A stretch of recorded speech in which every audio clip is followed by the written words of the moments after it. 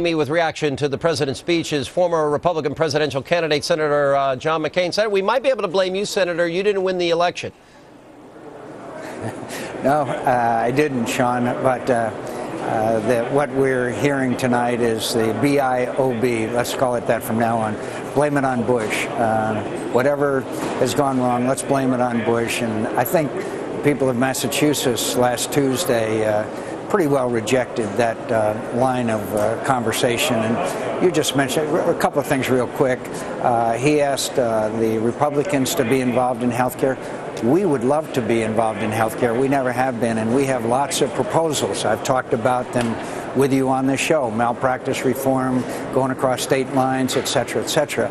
But the earmarking one was also interesting in that we will now solve the problem of earmarking by going to a web page. And finally, again, if you freeze for next year, that can cut about $15 billion. At the same breath, practically, he called for another, quote, jobs bill, which would be somewhere between $82 and $115 billion additional to the deficit.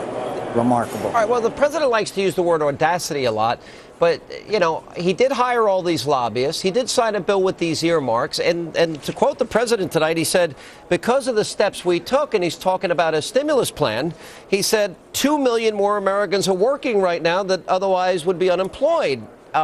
Is the president being honest? Well, you know, when they passed the first stimulus package, which now, by the way, is over $800 billion instead of 780, they said that unemployment would be at 8%. That's what they promised. So now it's over 10%, and so let's try it again. I mean, the deficit and debt, we now have a $1.35 trillion deficit this year, and it's expected to really improve next year. It's supposed to be $1.3 trillion.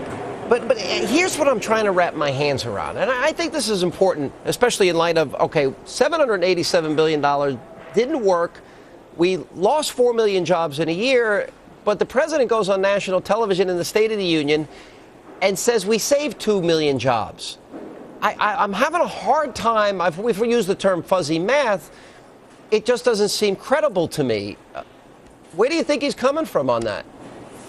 I have no idea. I mean, again, they made predictions if we passed the first stimulus bill.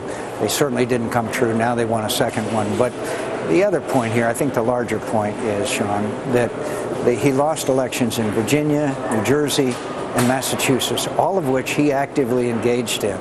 And yet it is the same rhetoric about big government health care takeover, more spending, the same thing. And of course, there has been no outreach to Republicans. I mean, and that's just a fact. So does this senator answer the question about, you know, we've been speculating whether or not, in light of the losses in Virginia and New Jersey and Massachusetts, if the president would have a little Bill Clinton in him, and that he would move to the center or move to the right. But he doubled down on cap and tax. He said, basically, we didn't get it on health care reform, and we really need to revisit it and relook at, you know, take another look at his bill, a second look. Is it that he still thinks that he's right on these things in your view? Well, he must. But the fact is that on health care reform, the people of Massachusetts, exit polling, you've talked about it on your show, clearly stated one of the major issues was the American people wanted us to stop and go back to the beginning.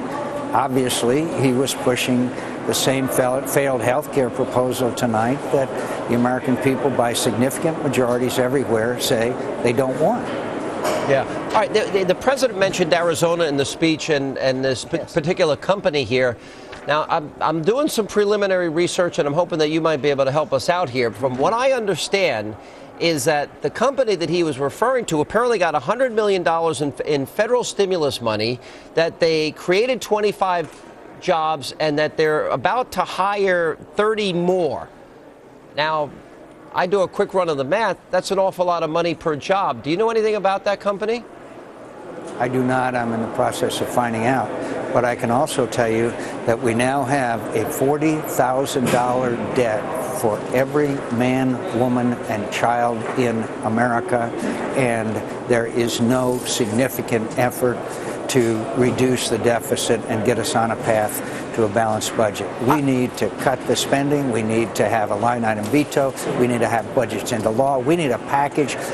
We need a package of reforms that, by the way, Senator Bayh and I proposed just yesterday to get us out of this mortgaging of our children's futures. All right, last question, Senator. He did say at one point, I do not accept second place for the United States. Is there an acknowledgement maybe there that he thinks at this point America is in second place? Well, there's no doubt that unless we reverse our policies, we cannot afford to have China own $800 billion of our Treasury notes and $3.5 trillion being owned by foreigners. We cannot. Economic strength means military strength and vice versa. We've got to restore our economy with jobs in the economy. All right. Thanks, Senator John McCain. Appreciate it. Thanks, Sean. And coming up.